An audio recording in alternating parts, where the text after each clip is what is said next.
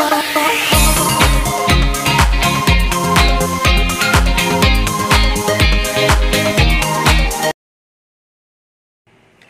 teachers! Welcome back sa aking channel.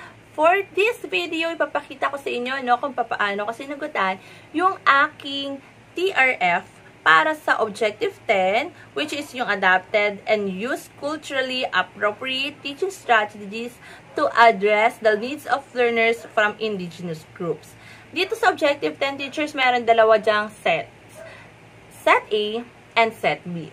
So sa Set A, ang ipoprovide nyo po dyan ay yung inyong COT o yung inyong rating sheet kung saan ginamit ninyo o nagpakita kayo doon sa inyong demo teaching kung paano nyo ini-handle yung mga estudyante ninyo na from indigenous groups. So, kung hindi nyo naman naipakita, nakalimutan nyo, halimbawa, o hindi naman ganun kataas yung inyong score sa inyong COT1 and COT2, pwede ninyong piliin yung Set B, which is yung TRF nga. Pero bago tayo pumunta sa TRF, may isa pa kayong option. Pwede kayong humingi ng certification from sa inyong school head na wala naman kayong estudyante na with estudyante from indigenous groups. Just like nung pinakita ko sa last video na certification from my school head na wala akong estudyante na with learning disability. So, pwede lang din kayong manghingi ng certification na kayo ay walang estudyante from indigenous groups. So, punta na tayo sa Set B, sa TRF, meron prompt 1 and prompt 2 sa TRF. So, ito na nga yung ginawa kong sagot para sa Objective 10. So, below is an assessment activity for a class of 30 learners and 5 of which belong to an indigenous people or IP group. Evaluate the appropriateness of the activity of your learners. Write the response in this form. So, again, teachers, ang pagsagot natin sa reflection ay hindi naman kinakailangan na sobrang haba. Kasi hindi naman ito essay writing contest. So, kinakailangan lang na sa inyong reflection, maipakita nyo o masabi ninyo kung paano nyo hinahandle yung mga estudyante ninyo from IP groups. So, ganito ko sinagutan yung prompt 1. So, ito yung aking reflection. Babasahin ko po sa inyo. When teaching all students, regardless of their cultural identification, it is vital that the teaching strategies used are relevant and effective for the students. For engaged learning to take place, the educational experiences offered them must be focused to achieve learning objectives and outcomes. Students may engage in learning in varying ways and so developing strategies that may be effective in engaging in indigenous students can be supportive of successful teacher practice. However, it is important to ensure that all students are considered as individuals with varying educational needs and not to group students' learning paths based on their cultural identity. And it is important that the teacher have high expectations of students and create positive view with the classroom as well as using specific strategies that may be effective in teaching indigenous students. In order for students to have high expectations, they must have a positive image of themselves as IPs. Within the classroom and the teaching content, we teachers must give examples of successful indigenous individuals like a known IEP persona in your community kung meron man. Teachers must help the students to be able to see other individuals who have come from similar cultural background that have been successful. It may help them to consider that their classroom and cultural education do not have to be mutually exclusive. So, hindi naman exclusive ang education para sa mga common students lang, Dapat malawak yan. Na i-cater dapat natin hindi lang yung mga common mga learners, kundi yung mga kasamahan natin from indigenous groups at sa mga bata na rin with learning disability. So, teacher must know how to manage diversity in classroom by getting to know the students. So, ito yung mga dapat gawin. Maintaining consistent communication, acknowledging and respecting students, practicing cultural sensitivity, incorporation diversity in the lesson plan, and giving students freedom of flexibility. And then, 4, prompt 2. So, para sa prompt 2, ayan, design a lesson plan for your class that integrates aspect of indigenous people, IP culture, using national mandates of Indigenous People Education, IPED, as reference.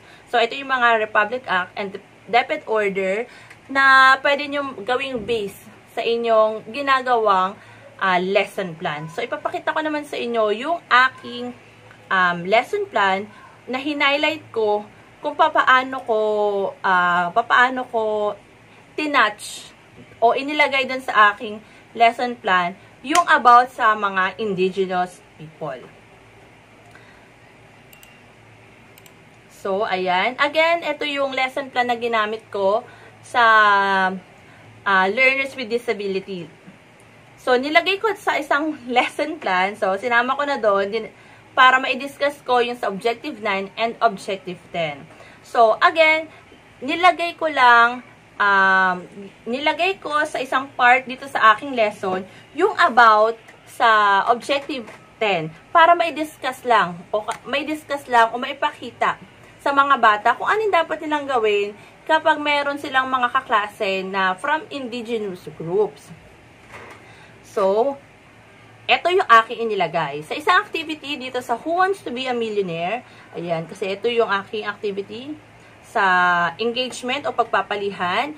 So, yan, ito yung gawain para sa gawain sa pagkatuto bilang 3, Who Wants to be a Millionaire. So, medyo familiar na ang game na ito sa atin. At kung hindi naman, medyo pwede nyo balikan, no? Panoorin sa TV or sa Google or sa YouTube kung paano yung mechanics ng game. So, ayan. May direction naman dyan. Sa isang part doon, nilagay ko siya sa question. Halimbawa ito, si Tala ay palakaibigan sa mga mangyan-niyang kaklase. So, may pagpipilian, syempre, kasi ang topic ko nga pala dito, guys, ay Filipino salitang magkatugma. So, di ba, mahirap ipasok sa lesson yung mga indigenous people, yung tungkol sa kanila, paano mo maide-discuss, may isasama, o maitatakel yung about sa mga indigenous people. So, iisip ka ng strategy kung paano mo mailalagay doon sa iyong lesson plan. Paano mo maide-discuss sa iyong estudyante yung about sa mga indigenous people. So, ito yung aking nakitang paraan. Nilagay ko siya sa question at napapakita ko sa inyo kung paano siya maide-discuss. So, again, ito yung question. Si Tala ay palakaibigan sa mga mangyan-niyang kaklase. So, syempre, hahanapin ng mga estudyante ninyo yung kasing tunog ng salitang palakaibigan. So, ano yung kasing tunog ng palakaibigan? A, palaisipan. B, palaro. C, palamuti.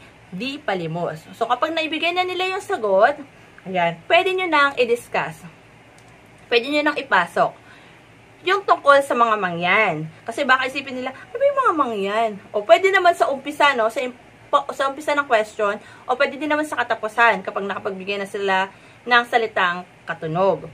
So, i-discuss ninyo, halimbawa ito kasi detailed lesson exemplar to, ang mangyan ay tumutukoy sa pangkat etiko ng Pilipinas na naninirahan sa isla ng Mindoro. Ngunit sa paglipas ng panahon ay makikita na rin natin silang naninirahan dito sa ating lugar dahil sa kanilang paghahanap buhay. So, ang salitang mangyan ay pangkalahatan na nangangahulugang lalaki, babae, o tao na walang anumang pagtukoy sa anumang nasyonalidad. So, ayun, i-discuss mo sa mga bata, sasabihin mo, papaliwanag mo yung tungkol sa mga mangyan, kung sino ba sila. Tapos, syempre, after nun, kumbaga magbibigay ka ng pagpapahalaga. So, ito yung pagpapahalaga na binigay ko. Mga bata, palaging tandaan na kahit iba-iba man tayo ng tradisyon at mga gawi sa buhay, ay dapat palagi natin igalang ang paniniwala at kaugalian ng ating mga kapwa, lalo na sa ating mga kababayang katutubo. So, ganun ko po sinagutan yung Objective 10 na para sa mga kasamahan natin sa indigenous groups. Ayan. Para po kayo mga teachers makakuha ng mataas na score sa inyo pong RPMS na 5 points. Syempre, gusto natin yan, di ba? Para mataas din ang ating makuha score sa ating IPCRF. So, that's all, teachers. Thank you sa inyong panonood. At sana meron kayong nakuha para magamit ninyo o mapalawak ninyo ang inyong pagsasagot sa inyong RPMS portfolio. Thank you and see you again sa aking next video.